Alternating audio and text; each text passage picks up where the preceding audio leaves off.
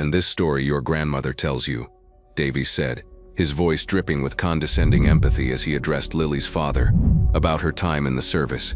You find it concerning, do you not?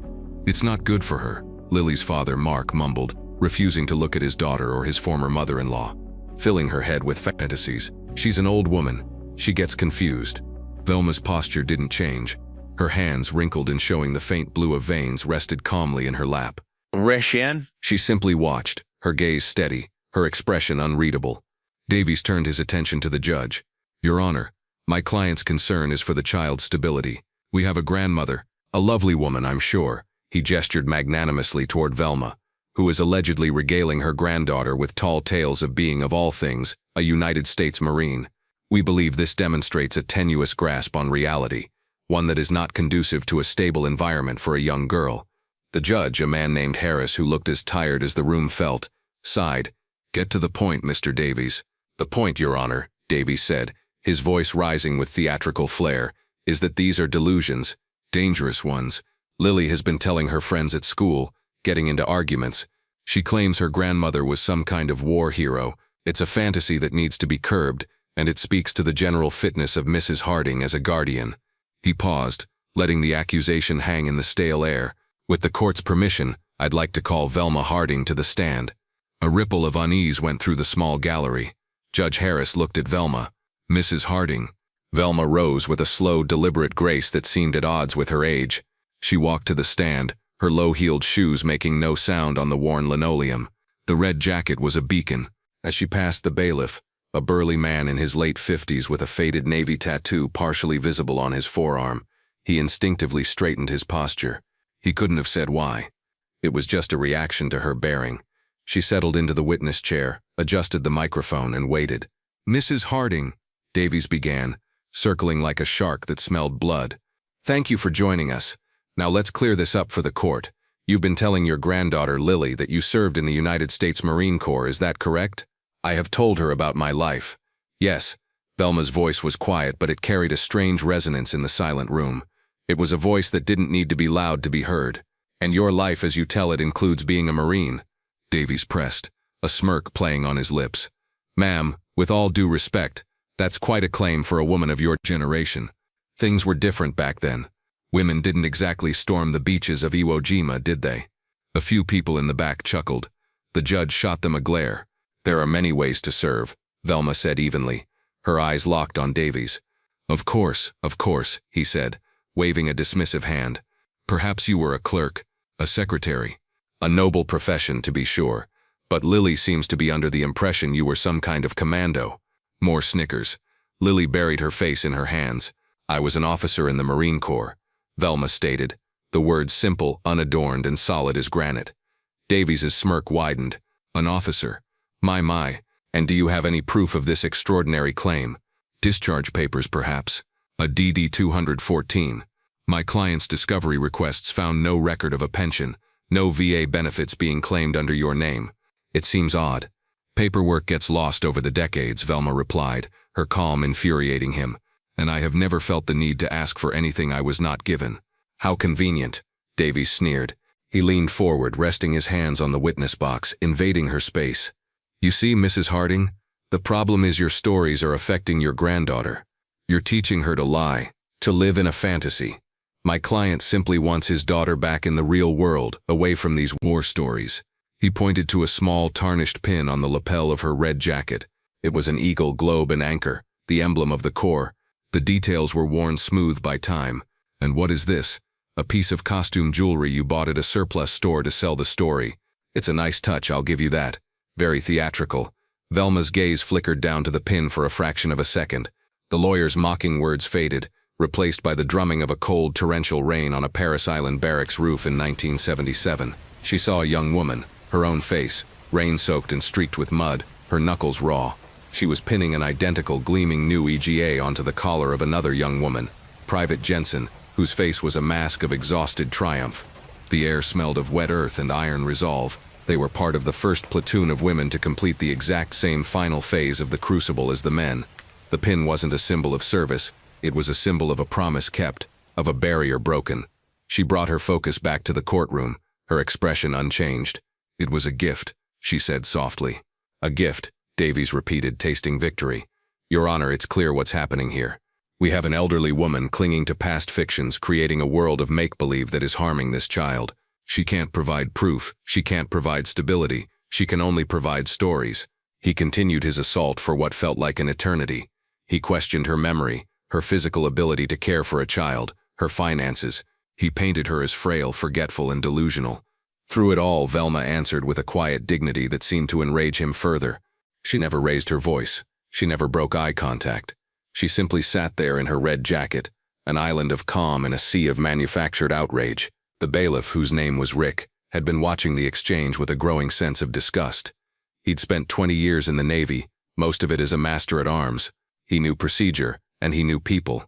And something about this woman screamed authenticity. It wasn't just her posture, it was the economy of her movements, the way she surveyed the room without seeming to move her head, the quiet, unshakable confidence that radiated from her. Davies saw a frail old woman. Rick saw a commander on her throne. He'd heard her full name when she was sworn in, Velma Rose Harding. It didn't ring a bell, but when Davies mocked the pin, something clicked. He'd seen pins like that before, worn and burnished by decades of care, and the way she just absorbed the insults. It wasn't weakness, it was discipline, a discipline he hadn't seen in a long, long time. While Davies was grandstanding, making a passionate plea to the judge about the dangers of geriatric fantasy, Rick made a decision. He caught the eye of his partner, gestured that he was taking a break, and slipped out the heavy courtroom doors. He walked quickly down the marble hallway, the lawyer's voice still faintly audible behind him. He pulled out his phone, his thumb hovering over his contacts. This was a long shot, a crazy idea. It was probably nothing. But if it was something, if she was who he thought she might be, letting this travesty continue was unthinkable. He found the number for the public affairs office at the nearby Marine Corps recruit depot. It was the only number he could think of. A young, cheerful Lance Corporal answered. Public affairs. How can I help you? Yeah, Rick said, keeping his voice low. My name is Rick Stanton. I'm a bailiff over at the county courthouse. This is going to sound strange, but I've got a woman in family court here. Name of Velma Harding. Says she's a Marine. The opposing counsel is tearing her apart, calling her a liar. I don't know. Something about her just doesn't sit right. She's got the bearing. Is there any way you can… I don't know. Look her up. There was a pause. Sir, we can't just give out personnel information. I know, Rick said, frustrated. Look, kid, I'm a Navy vet, master-at-arms, retired. I'm telling you, my gut is screaming at me. This woman is the real deal, and she's being publicly humiliated. Her granddaughter is about to be taken from her because this lawyer is painting her as a senile old fraud. Her name is Velma Rose Harding. Born 1955, I think she said. Please, just take a look. The Lance Corporal hesitated. The bailiff's plea, veteran to veteran, struck a chord. Hold on. Rick could hear the click of a keyboard. He paced the hallway, the polished floors reflecting his anxious steps. Minutes stretched into an eternity. Davies was probably going in for the kill right now. The voice that came back on the line was not the cheerful Lance Corporal. It was deeper, harder, and laced with an urgency that made the hair on Rick's arms stand up. This is Master Gunnery Sergeant Cole. To whom am I speaking? Rick Stanton, court bailiff. You said her name is Velma Harding. The Master Gunnery Sergeant asked, his voice tight. Yes, long gray hair, red jacket. There was another pause, followed by a muffled, Holy Mother of God. Then directly into the phone. Mr. Stanton, what courtroom are you in? 3B. Judge Harris. Keep them there, the voice commanded. Do whatever you have to do. We are on our way. The line went dead. Rick stared at his phone, his heart pounding. It wasn't just something. It was something big. He walked back into the courtroom just as Davies was delivering his closing remarks. The air was thick with impending doom. And so, Your Honor, for the safety and well-being of the child, we ask for an immediate change of custody and a court-ordered psychological evaluation for Mrs. Harding to assess the full extent of these delusions of grandeur. Back inside the public affairs office, the Lance Corporal was staring, wide-eyed, at his Master Gunnery Sergeant, who was already striding toward the base commander's office. Master Gunnery Sergeant Cole didn't knock. He opened the door and stood at attention. Colonel Marcus Thorne, a man in his late 40s with the lean, hungry look of a career infantry officer, looked up from his paperwork, annoyed. What is it, Master Guns? Sir, you need to see this. Cole laid a printout on the polished desk. Thorne picked it up, his eyes scanning the first few lines. His annoyance evaporated. replaced by a look of disbelief, then dawning comprehension, and finally a cold, hard anger. He read the name first: Harding, Velma R., Colonel, USMC Retire. Then he saw the billet history. Officer Candidate School, 1976. The Basic School, 1977. First female officer assigned as an S2 for an infantry battalion. Marine Security Guard Detachment Commander, Beirut, 1983. Operations Officer, 1st Reconnaissance Battalion, Operation Urgent Fury. Commanded a training battalion at Paris Island. Senior Intelligence Officer for the 1st Marine Expeditionary Force during Desert Storm. Then came the awards: the Legion of Merit, the Bronze Star with a Combat V, the Combat Action Ribbon, the Meritorious Service Medal with 2 gold stars. Thorne looked at Cole. Beirut. She was at the embassy. She was the detachment commander, sir, Cole said, his voice low. She pulled 3 of her Marines out of the rubble herself after the bombing. That's where she got the Bronze Star. Thorne's jaw tightened.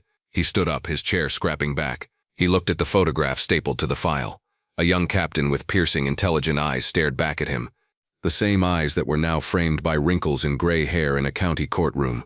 "This is Colonel Viper Harding?" Thorne asked, the legendary call sign spoken with a mix of reverence and shock. Every Marine officer knew the name. She was a ghost, a legend from a different era, one of the first women to break down the doors. They studied her tactical decisions from Grenada at the War College. "Yes, sir," Cole confirmed. Thorne grabbed his cover from its stand. "Master guns, get my vehicle, and find Sergeant Major. Now." He looked at the younger female captain working at a desk in the outer office. "Captain Jennings, you're with me." "Sir." "You're going to see what a real Marine officer looks like," Thorne said, his voice a low growl. "And we are going to fix this, right now." Back in the courtroom, Judge Harris was about to render his decision. The tension was suffocating.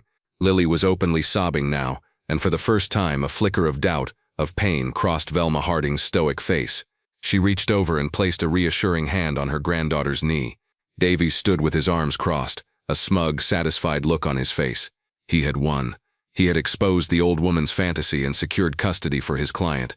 It was a masterpiece of legal maneuvering. After reviewing the testimony, Judge Harris began, his voice heavy with resignation, and in light of the questions raised about the stability of the home environment, he was cut off by the heavy courtroom doors swinging open with such force that they banged against the stoppers, the sound echoing like a gunshot. Every head turned. Framed in the doorway stood 3 figures in immaculate Marine Corps Service Alpha uniforms. In the lead was a full-bird colonel, his chest a riot of colorful ribbons, his gaze sweeping the room with an intensity that made the air crackle. Flanking him were a sergeant major, whose stern face looked like it was carved from granite, and a young, sharp female captain. They moved as one, their polished shoes striking the floor in a synchronized rhythm that was less a walk and more a march. They ignored the gallery, ignored the lawyers, their focus entirely on the front of the room. The entire courtroom was frozen in stunned silence. Even the humming of the lights seemed to have ceased. Colonel Thorne did not slow his pace until he reached the bar separating the gallery from the court. He stopped, his eyes finding the judge. "Your Honor," he said, his voice a crisp, commanding bark that was utterly alien in this setting. "Colonel Marcus Thorne, Base Commander. I must apologize for this interruption, but I have been made aware that a gross injustice is being committed against a decorated officer of the United States Marine Corps." Davies sputtered. "Your Honor, this is outrageous. I demand—" Thorne's head snapped toward him. He didn't raise his voice. He didn't have to.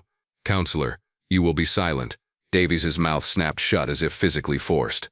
Thorne's gaze then moved to the witness stand, where Velma Harding sat, her expression one of weary surprise. He took 2 more steps forward, stopped directly in front of her, and his back went rigid.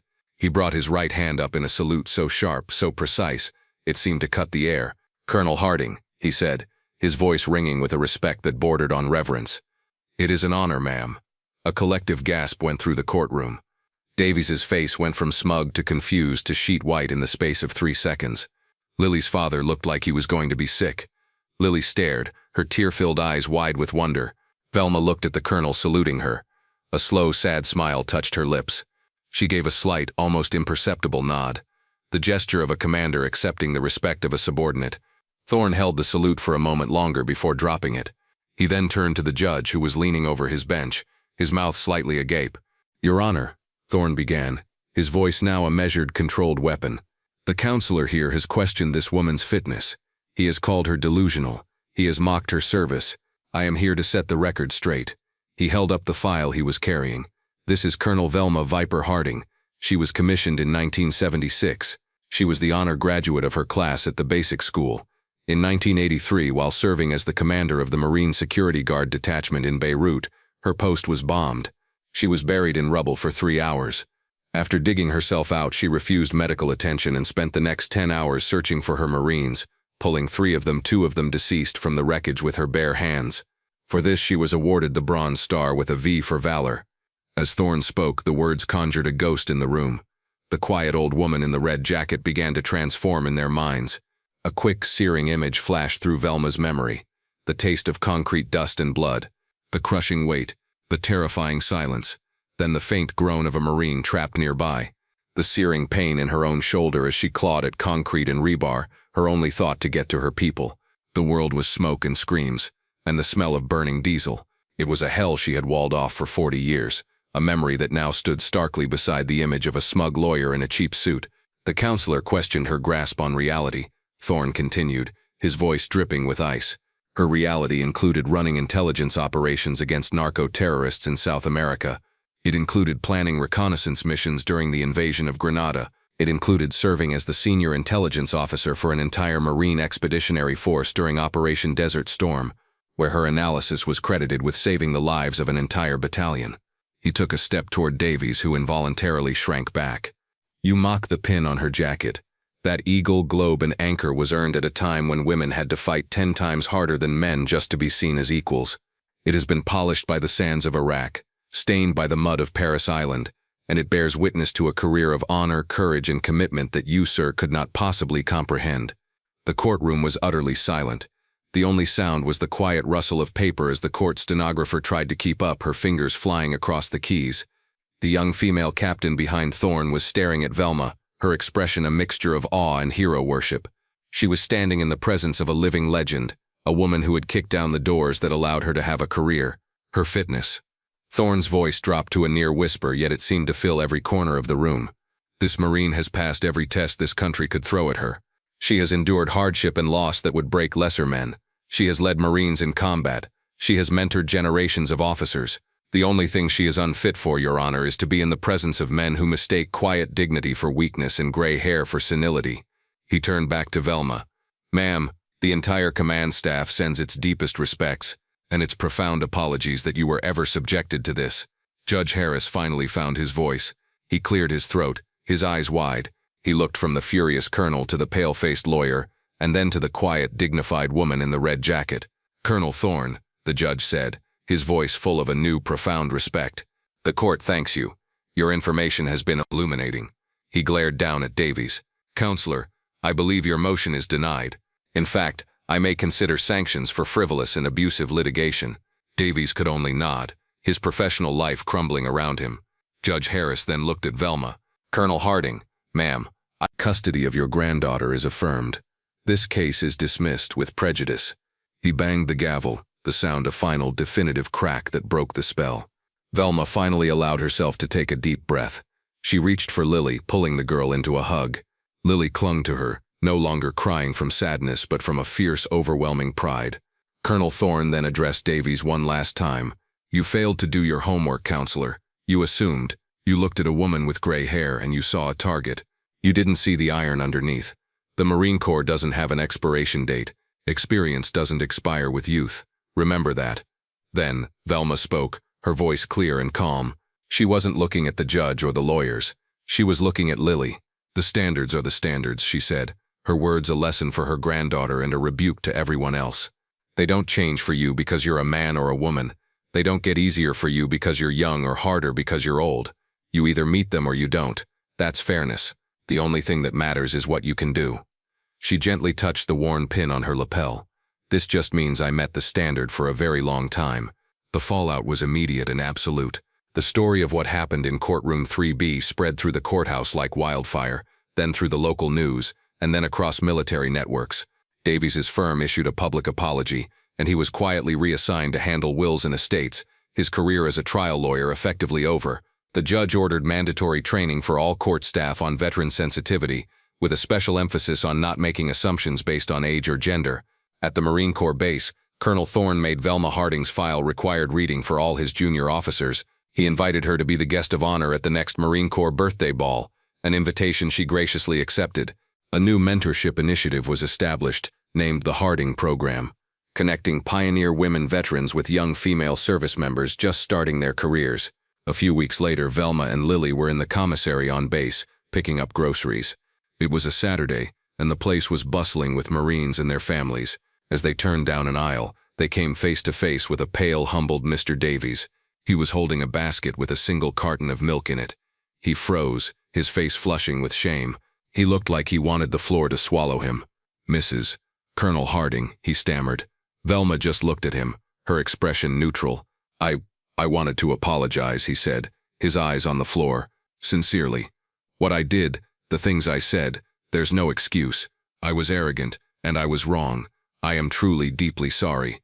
Velma studied him for a long moment. Lily clutched her grandmother's hand, her small face a mask of fierce loyalty. "In my first year at the basic school," Velma said, her voice soft, "my instructor told me something I never forgot. He said, never judge the enemy by their appearance. Judge them by their capabilities. You looked at me, Mr. Davies, and you saw what you wanted to see. You never bothered to find out what I was capable of." She gave a small, sad smile.